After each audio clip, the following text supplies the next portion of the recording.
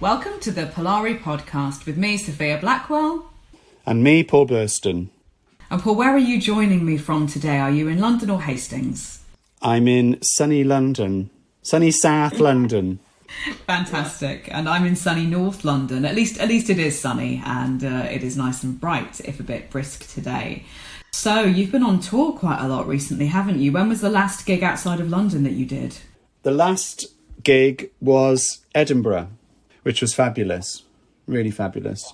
And before that was Brighton. Yeah, I look forward to putting together the Edinburgh show, which I think is going to be the last one in this series, along with kind of the lead up to the prize announcement on the 30th, which is very exciting. So when you did the event in Brighton, had you worked at that venue before? I haven't come across the Ironworks before. No, the Ironworks is a new venue. Cerys Evans, who is a poet and writer that I've known for some years now, was based in Brighton for many years and is currently based in Bedford, but is moving back to Brighton. She knows Paul, who is the guy that set up this venue. And when I was planning this tour, she floated the idea past me. It's a fantastic venue. I mean, I didn't know quite what to expect, not knowing the venue. We used to always perform at the Marlborough in the past, and they've not been operating. And I love the Marlborough. It's a great venue, but it was quite good to try a new venue as well. The Ironworks is very close to the station. It's literally, I mean, I got lost. I came out of the front of Brighton station with my Google Maps on and went all around the houses. And basically, when you get off the train, you come out the side exit instead of the front exit, and it's literally opposite you. It's really, really close to the station. It's a fantastic venue. It's a new venue, a new conversion. When you walk in, there's a really great area where they do filming, like a little studio area. And then there's this studio theatre, which is a really lovely space. And it was one of those gigs where you turn up on the day and you know already that it's going to be a good gig. There's such a great vibe in the venue. And because Paul's a performer, he's a musician. When venues are run by people that actually use the stage themselves as performers, there's something about the way the venue is being run that it's very geared towards the performer's needs. It's somebody who really understands what it's all about, even though it's not finished. So there was, he kept apologising for the fact that there was areas backstage that weren't finished yet because it's still being converted. It's a fully functioning theatre, but the backstage area, there's, some rooms that aren't finished yet and things like that. So it's just a really, really great space, really lovely space. And we sold out. So it was packed, which was really amazing. And there was a very, very full bill. We had 6 people on the bill, which is more than I'd normally have. And then the event was such a great energy that even though I hadn't intended to, I decided to read something as well. So I squeezed myself onto the bill. So there were 7 of us reading. 7? Which is the biggest bill we've ever had. It was such a great night. Well, sometimes you just got to be spontaneous and do it, haven't you? And the energy is right. So what did you read? Oh, well, I mean, I was teased after. We had the first couple of readings, and then I came back on and I said, thanked the last person that was on. And then I said to the audience, I wasn't planning to read tonight, but the energy is so good, I'd like to read something for you. And of course, it was pointed out later on that, how convenient that I actually had it with me. Someone pointed out, well, you told the audience that you weren't planning to read, but how convenient that you had it on you. I mean, the reality is I had it still in. I have a little wallet that I carry around, like an A4 wallet, and it was still in there from Manchester from the previous month. And it's basically a story about when I was 21 and had this long distance relationship with this Greek guy. And it's a funny story, and it's a sort of sweet story. So, and it always goes down well with an audience. There's lots of laughs in it. So I wanted to read, and the energy was just so great that night in Brighton. It was an amazing event. It was a really great space. It was nice to go somewhere new. The staff, they couldn't do enough for you. Everyone was so on the ball, and they were doing lots of Brighton Pride events. So there was a whole season going on of cabaret and different live events all that week and the week before as part of Brighton Pride. And there's a sort of ready-made catchment. It's a new venue, so people were excited to come to a new venue. The audience were fantastic. They were such a lovely, warm, enthusiastic audience. You just knew the minute you walked on stage that they were on side. You could just feel the energy. It was a fantastic mix. So, thinking about the audience, when we spoke about the Manchester show, you mentioned that you had quite a young crowd for that, or rather that it was spread out quite well across the very young to sort of middle-aged and older demographic, and there were quite a few younger people there, sort of born in the 90s and later. What was the demographic like on this one? A bit more like the usual, or were you also seeing a couple of changes?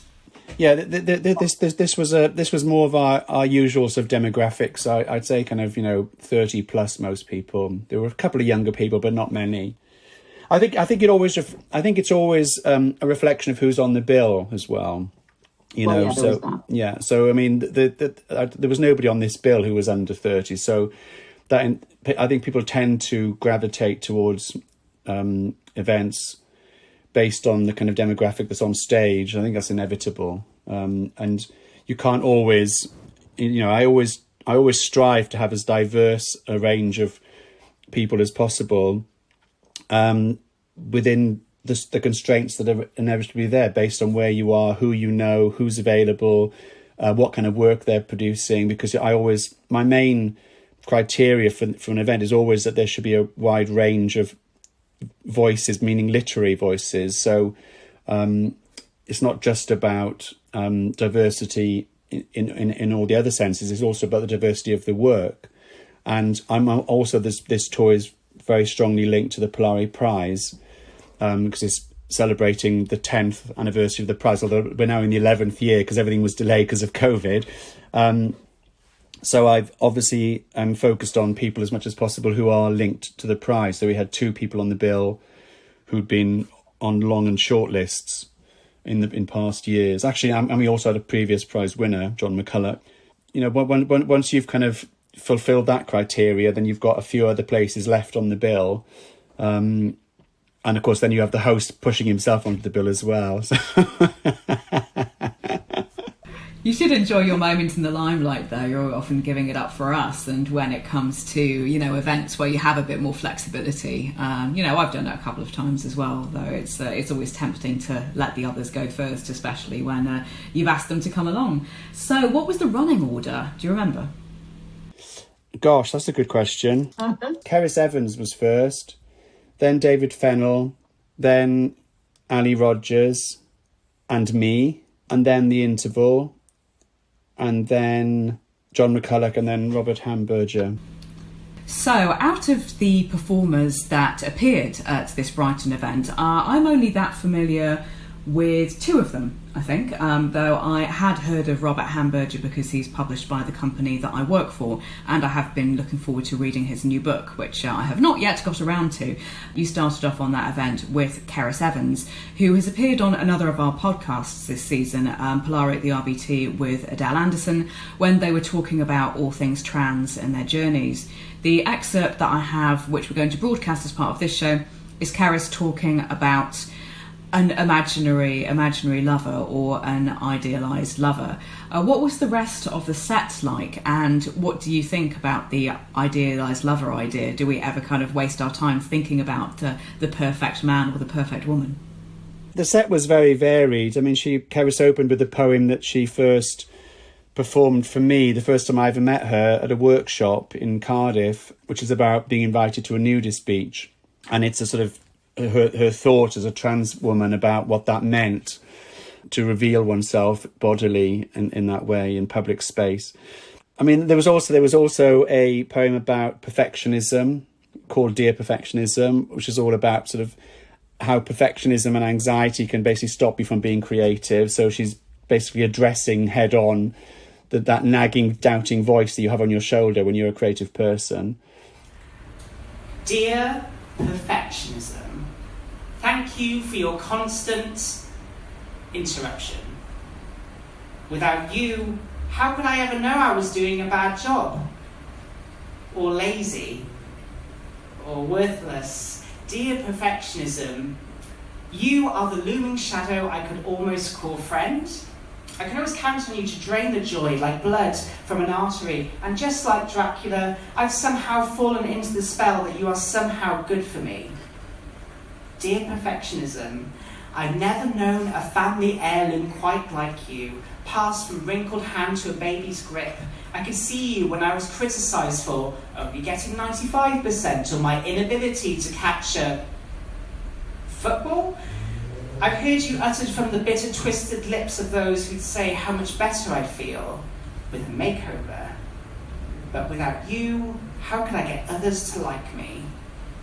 Dear perfectionism, when the whole world burns from nuclear radiation and all of humanity is nothing but ash, I could still find you scuttering in the mud amongst all the other cockroaches. And it's funny how all the paths of destruction always lead back to you.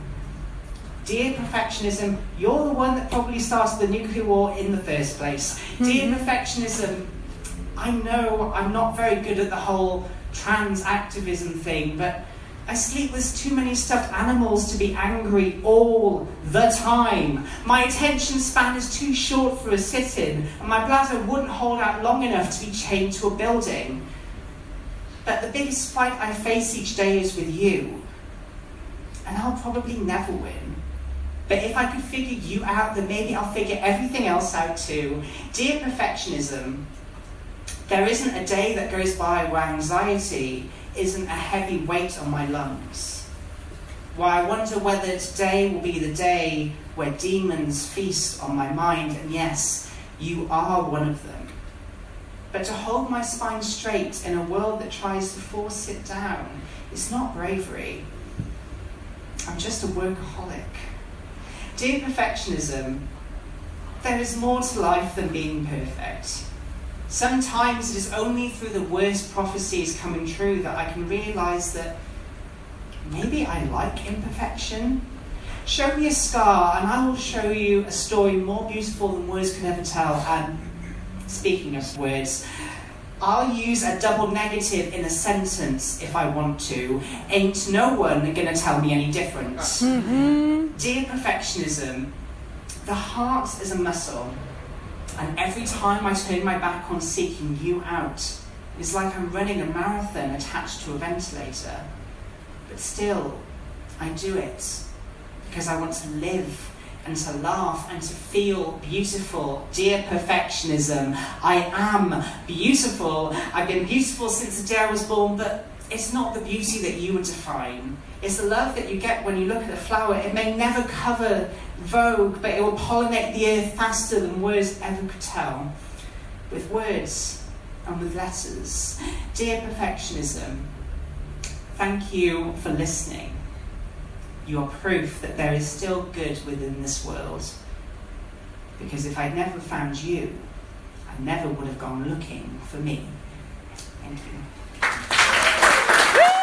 For those who also experienced that, Cerys also reads part of that poem in the episode at the RVT with Adele, which is also available on your podcast platforms. And yeah, this is something that I can't get enough of thinking about at the moment. Queer perfectionism. It's something that I think we all suffer from, and this idea that, you know, if we're just good enough, then people will forgive us and everything will be all right. And it's really difficult, and it does stymie your art. Well, I mean, I think imposter syndrome is far more widespread than people think among creatives. I mean, I know very few writers who don't suffer from it at some point or experience it at some point. But I think if you've grown up gay, lesbian, trans, bisexual, the chances of you having it are much higher, because I think you learn from a very young age to be an imposter, because you basically spend a part of your younger life pretending to be something that you're not in order to pass and to be safe, because of fear of rejection or even fear of yourself. You know, internalized homophobia is a very real problem. So I think imposter syndrome and that mesh together becomes a much bigger issue for us, potentially. Not for everyone, obviously, but I think it is a bigger issue because it's sort of ingrained in our DNA from a very young age, that sense. And I think it's a very, very clever poem to actually sort of be addressing it in a kind of witty way, actually speaking to it as if it's actually a person. I think that the best writers do tend to have it because I think it's what makes you better. I think it's if you don't have that doubting voice, then you don't keep going, really, because you know the last thing you wrote will be the best thing you've ever written. I mean, if you don't have that question mark when you finish something that maybe you can do better next time, why would you continue? So it can be constructive. It can be harnessed and channeled in a constructive way, but it can also be very destructive. And there are times when you just need to switch it off. I think one of the best pieces of advice I was ever given as a writer is basically just to not look back. So that when you're working on a first draft of something, don't keep going back over the last chapter. I mean, I write long form fiction, but I think it applies to any form of writing really. Just get that version, that draft down, and then go back and start fixing things. Because if you stop and look back when you're sort of 2 pages or 2 paragraphs in, the tendency is that the imposter syndrome and the doubting voice actually becomes very crippling, and you actually can't move forward. You become fixated on very small details, and you don't see the bigger picture. And I think if you're writing a story or novel or short story, or you have to get so many words down. You know, if you're writing a novel, there's a lot of words in a novel. You know, we're talking 70,000 plus usually, and if you end up sort of fixating on a paragraph, which I've done in the past, you don't move forward very quickly. So it's important for that first draft to try and ignore the doubting voice, just try and silence it somehow, and just get on with the draft. Everyone's first draft is rubbish. I mean, anyone who tells you that their first draft is wonderful is lying. You know, your first draft is basically loads and loads and loads of mistakes, but within it, there's the skeleton of what the story's going to be. And there may even be pages or chunks that are actually great, and they'll end up being in the finished draft, but most of it will be reworked. For me, he paints the moon and skies. Each night he plays me the owl's lullaby. His fingers dance on the inside of my thighs. He's truly the perfect man. Because when my heart races, it's from love and not fear. He holds me by the hand and not the wrist. The words "please stop" don't mean do that again and again. No, he has no cracks, because he is the sun, casting every man and everyone else into shade. But just like the sun, he goes away. And clouds form, the wind settles. I went out to reach his hand, and all that's left is an empty draft. To see him, I close my eyes, and as I shut myself off from the world, I collide with the very things I'm trying to avoid, and my heart races from fear and not love. An imaginary boyfriend will never disappoint you, but he will never surprise you, so he'll always disappoint you again and again, because how can a dream boy have his dream girl when he's nothing but a dream? I still remember him to this day, but I do not look for him in photographs or poetry. Instead, I find him.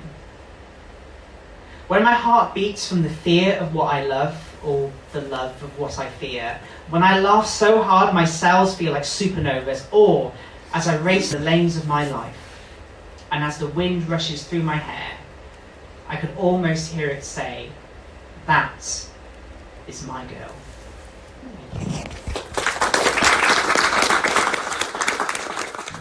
When I was listening to Cerys's poem about the lover, I thought, this is a real person, and there were some tip-offs that it may not be, but then it becomes clear that fantasy people can't surprise us and confuse us in the way that real people do, and are therefore less exciting.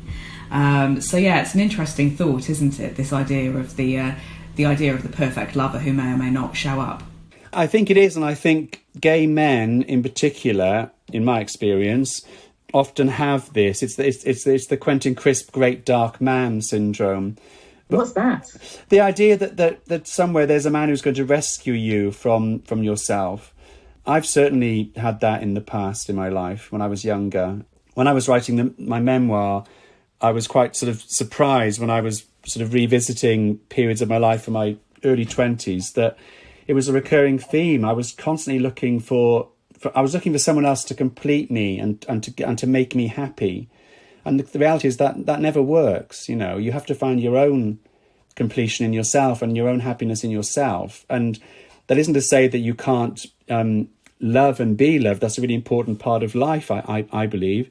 But I don't think your happiness can't be dependent on somebody else. I think that's a real problem. And I think sometimes gay men have this tendency where they think that if they meet the right guy, the hottest guy, then that's going to make everything okay. And I've come across it so many times in my life with in myself and with friends. It doesn't work out like that, you know. It doesn't work out like that. You end up there's always going to be. I mean, gay men have this very, very not all gay men, but many gay men have this very, very fixed idea of, you know, who the hot guy is and what they should be like, and notions around how they perform masculinity and all this kind of stuff, and which is where Quentin Crisp's Great Dark Man is from, because, you know, the contradiction that he talked about a lot in his writing was the idea that the Great Dark Man didn't exist because he would have to be heterosexual. So you have that whole sort of fetishizing of the straight man, which still happens. That still exists. It may well be possible that you can have a meaningful, fulfilling sexual relationship with a straight man, but it's never ever going to be exclusive, is it? Because you're never going to be able to fulfill everything that person wants. And I think that we often go looking for that person to complete us, and I don't think that's ever going to work out. And I think what Cerys talks about in that poem very well is how absurd it is to expect that, because people don't live up to the fantasy. It's not possible. How you fantasize, and maybe that's part of the attraction of it, that it's unattainable. You know, I think fantasy is fine. I think it's absolutely great actually to have fantasies. I also think that, you know, you have to be aware of where the fantasy ends and reality begins. And, you know, real life people are not going to be everything. They're not going to tick every single box. You know, the perfect man doesn't exist, basically. I mean, that's simply a fact. So people are flawed, and learning part of maturity and learning to be happy in yourself is accepting that everyone is flawed, yourself included, and to learn how to work around those flaws or how to accept them. This tendency, this strive for perfection in your work and in your life is a hiding to nothing, really, because you're never going to find it. I don't think, anyway. Maybe I'll be proved wrong, but so far in my life, I found it to be the case that you're not going to find that. I think that all sounds very sane, and I think you're right that fantasy is an important part of life, and one that we can keep going even when we're in committed relationships. With women, sometimes we tend to be more forgiving when we're lesbians of each other's physical flaws, which doesn't mean that we don't have eating disorders, body dysmorphia and things like that. We do. You know, historically, it's slightly less about looks and a little bit more about emotions. The downside is that lesbians can be quite codependent, and especially when you're dealing with people who have had difficult childhoods or whatever, you sometimes find yourself being everything to them. And that sometimes isn't the fault of that person, but it's also the fault of our atomised society, where some people don't have good relationships with their parents, or, you know, you don't live in the town that you grew up in, so you don't necessarily have the support. Whereas you find yourself, you know, also being your lover's parent, and that can kind of like really put a kibosh on your sex life. So, going on to the next performer, you're going to have to tell me a little bit about David Fennell. I haven't seen him in action before. David Fennell, he's a crime writer who I met, I guess 3 or 4 years ago at an event at Goldsborough Books, which is a bookshop in Charing Cross, which is owned by my agent, David Headley. And David Fennell is his partner, now husband. And David's from Belfast, and he used to write kind of spy espionage sort of thrillers. Now he's written a more, well, in the genre that I tend to read. So it's as himself, as David Fennell, and it's called The Art of Death, and it's a book about a serial killer who is staging these murders as if they are art around London. And it's a fantastic, really gripping story, really, really great idea and really good story, really well put together. And he's a very, very lovely guy. He's not someone who's read in public very often, and he was quite nervous before the event. We were sitting at the side of the stage at the beginning, and he was telling me that he was feeling quite nervous. I said, "You'll be fine. It's a really great audience." And he read really, really well. It went down really well. He was great. So he was very happy afterwards. He approaches the Lumberyard Cafe on the corner of Upper St Martin's Lane and Tower Street and checks his watch. It's 8:09 a.m, less than 1 hour until the curtains drop. A tingling sensation surges through him, prickling his flesh, rousing his senses. He takes a breath and composes himself. The Lumberyard Cafe is one of a breed of urban, cool coffee shops dotted throughout central London. The exterior is painted an a la mode Victorian dark grey in a shabby chic style with splashes of contrived, meaningless graffiti art that pull at his eyes for all the wrong reasons. The entrance door is a contrasting pillar box red, not a colour he would have chosen, but each to their own.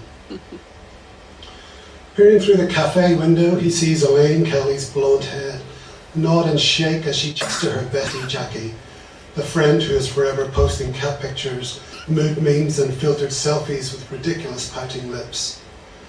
Jackie's mediocre existence is gilded through the lens of social media. She is a small candle burning in a cavern, not like Elaine. Elaine is special. Elaine is the flame that lights the cavern.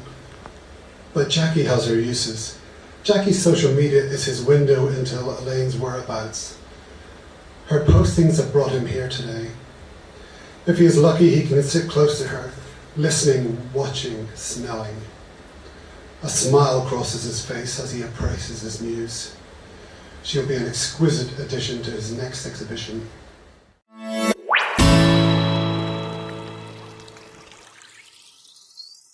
Following David, you had a writer who had previously been shortlisted for the Polari Prize, Allie Rogers. What book was Allie reading from? Allie was shortlisted for her first book, which was called Little Gold. But she was reading from her second book, which is called Tale of a Tooth.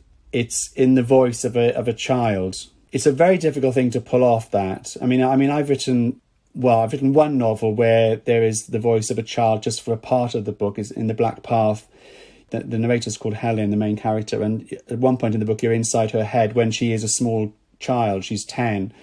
And I found it extremely difficult to do that. And that was only for a short part. It was only for one, like a prologue.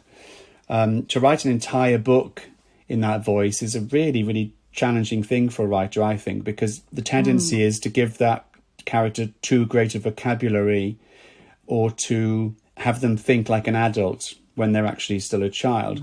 And she pulls it off brilliantly. It's just the right balance. It's very, very funny. And you see the world through this character's eyes. And there's a lot of humour in it, where obviously the reader is hearing and seeing things differently to the character. But it never becomes icky or pastiche. It's very, very credible throughout. She's a very, very gifted writer, Allie. Very gifted. And she read brilliantly. She had the audience completely in the palm of her hand. She was really, really excellent. Very, very, very, very funny. Lots of laughs. It was actually while she was reading that I thought, I really need to read tonight.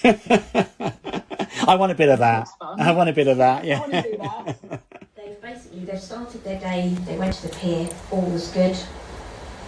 Karen treated everyone to chips and fizzy drinks, and little Danny, unfortunately, dropped his can of Coke on Karen's brand new suede trainers. So things are a little bit sticky. Karen has declared that she needs a drink, and for this scene we're going to meet them walking through the North Lane looking for a pub that might be appropriate to go into. One other thing I should mention about Danny is that very, very close to Mimor, and he sees her emotional states as colours, and you might pick that up as I read. Mimor doesn't like pubs. Sometimes, dark brown days, we come past the pub on the corner and Mimor is, look at them, Danny, all pissing their lives away. Mendu shouts by the pub after bedtime. Sometimes it's fighting, sometimes a joke. Mimor says beer turns jokes to fighting. beer is a potion of a witch, which I won't ever drink. We walked long on pavements of all people. Meemaw made me hold hands, sticky hot hands. How about this one, Nat? It's a Wetherspoons, it'll be fine for kids.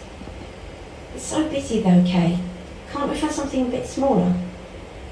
I did pulling by the step. Okay, whatever.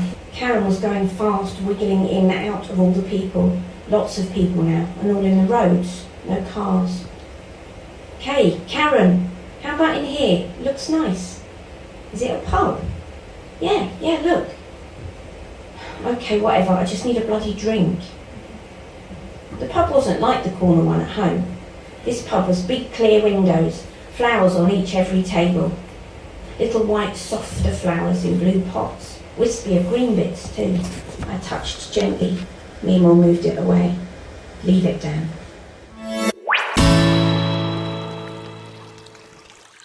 It can be difficult to get that child's voice thing right. I remember reading Emma Donoghue talking about writing Room and how difficult that was, and how she was really worried that it was going to become mawkish or, too much, really? Like too cutesy. Yeah. And then she was just like, these are all things that my son says, because Jack is based on a 5-year-old version of her son. But yeah, she said that she was really worried about getting the tone right with that. And of course, it's pretty much perfect. I'm surprised that it is perfect. So I'm surprised that she'd expressed those doubts, because it's such an accomplished narrative voice, isn't it? It's completely. It's funny. When I'm with I've got a nephew who's about to turn 6, and when I'm with him, it's funny how when you're with small children, especially when they're at the age where they do converse a lot, and he's incredibly talkative, my nephew. You do kind of slip into their way of speaking. It's in the same way that when you're with certain people, you start to slowly adopt their accents maybe a bit. When I came from Wales to London, and my accent very quickly changed once I was surrounded by people that weren't Welsh. And it's a similar thing happens when you're talking to kids. I find that I tend to start to think and process my speech in a similar way, but how to maintain that and how to sustain that in a piece of writing is very difficult, because it can so easily become mawkish. It's so easy to slip into mawkishness and cutesiness, which is such a deadly thing. I have read books in the past, or tried to read books in the past, where a character is writing in that voice, and it just becomes so icky that you can't go on, because it just feels it gets in the way. Even books by very accomplished writers, it's one of the most difficult things to do, I think. So after the interval, you then had a previous winner of the Polari Prize was it the Frost Fairs that he won for, or Reckless Paper Birds? John McCullough won the prize in the second year, so 2012. With the Frost Fairs, which was his debut poetry collection, and he's since published 2 more collections. I should have remembered that, because we had a joint launch for Spacecraft and Fire Eater's Lover, Gaze the Word, which was lovely, and then Reckless Paper Birds. And John is one of my favourite contemporary poets. I think he's terrific. He is terrific, and he was obviously he's Brighton based, and he was in his home turf, but he was obviously in a new venue, and I think several people that were there. S.J. Watson was in the audience, crime writer, who wrote Before I Go to Sleep. And we were talking afterwards in the bar and with John, and Steve was saying how he thought it was John's best performance he'd seen him give. And I agree. I thought he was superb that night. He was really, really commanding and powerful. And he has this wonderful way of making you feel that he's sharing intimacy with you, the way that he performs. It's not... He's a very accomplished performer, but it doesn't feel like somebody performing. It feels like someone confiding. I think it comes from his personality, actually. I think it's just the way he is. I think he's a very warm, engaging person, and that comes through when he performs, when he reads his poetry. You really feel like someone's sharing something with you. You could feel that in the audience. It felt like a communion. Yeah, which is a real gift. And to kind of lobby for my own part of the industry, I think some of it comes from John's work in performance poetry. Like, not many people think of him as a performance poet, but he did kind of start in performance poetry, and performance poetry has a big emphasis, whether correct or not is another matter for debate, on authenticity. So what you're delivering is supposed to be true.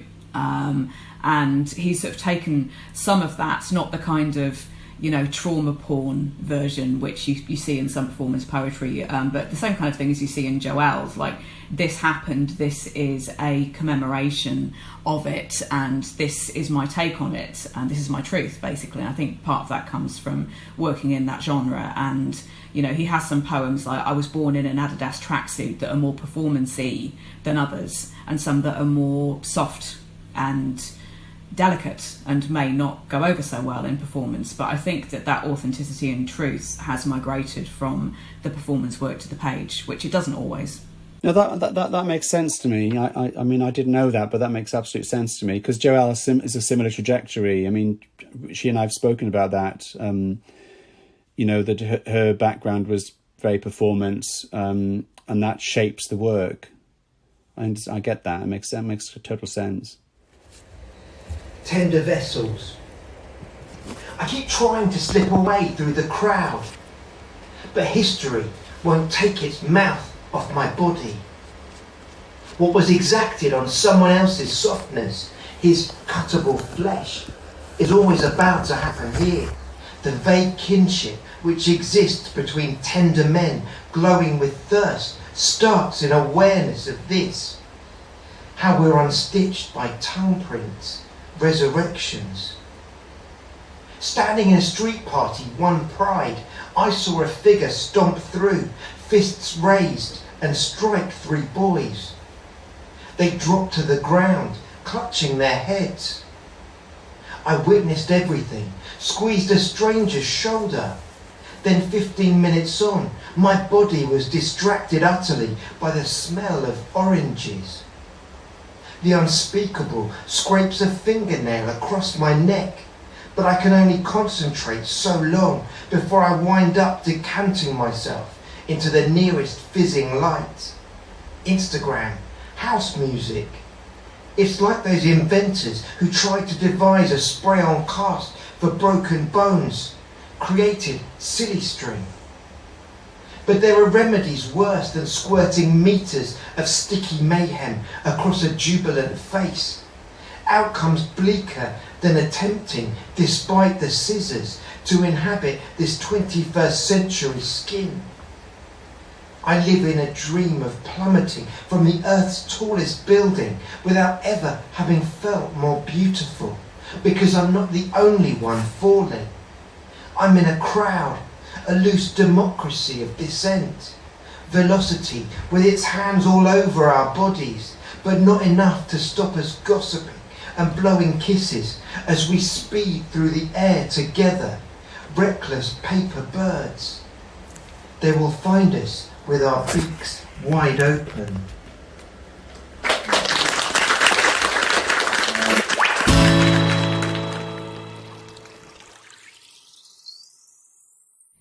Yes, and John is great, and I love the lobbying that he does for older and mid-career poets, and I love the contributions that he makes by judging large amounts of competitions. And yeah, he's just a mensch, really. He's totally great. And yeah, you can tell, I mean, it's only a short snippet of his work on the night that we're going to play on the programme, but I think commanding is correct. I've not heard him sound so self-assured before, even in such a short clip of sound, so I hope that it comes across to the audience. No, I think it will. I really think it will. I mean, he didn't put a foot wrong that night. He was really, really, really on such great form. He really was. Yes, and you've seen us on multiple times, so you would know. And finally, that's wonderful. And finally, that night you had Robert Hamberger, who's written a new book called A Length of Road, I think. Yes. And I knew his work, but I'd never met him before. I'd never worked with him before. His last poetry collection, Blue Wallpaper, was shortlisted for the Polari Prize last year. And this book is a memoir, and it's absolutely beautiful. He read a section about being a young man and having being a schoolboy, basically, and having this friend who came out as gay. And at the time, Robert didn't think that he was gay. He got married to a woman. He talked a lot about about his marriage and that relationship, and coming out later in life, and the relationship that he had with this school friend in adult life. And it was very, very, very moving. It's beautiful. Again, he had it was very different to John's performance. It was very gentle, and it wasn't commanding in that way. It sort of invited you in, and you could sense people leaning forward. There was an intimacy about it, and it's very confessional because it's obviously a memoir. So you can feel that it's a very personal story, and it felt like he was sharing these intimacies with you. It was very moving. I found it incredibly moving, and he has a lovely presence. He's very gentle. He has a sort of gentle presence about him, Robert, and very dignified. He was lovely. I really enjoyed his reading. At the sound of music, intermission, a smooth man approached near the chalk ices. Blotched teenager, I gave him permission to chat about his job, the cruises and sunsets, while the citrus scent he must have sprayed at his wrists and throat flitted between us. I liked how he leant when he laughed, showing his teeth, each note of his voice gentle enough to draw me closer. My mother arrived like a guard dog to shepherd me back in time for Julie, climbing every mountain. I couldn't beg for a moment more. He left me songs in the dark about my favourite things.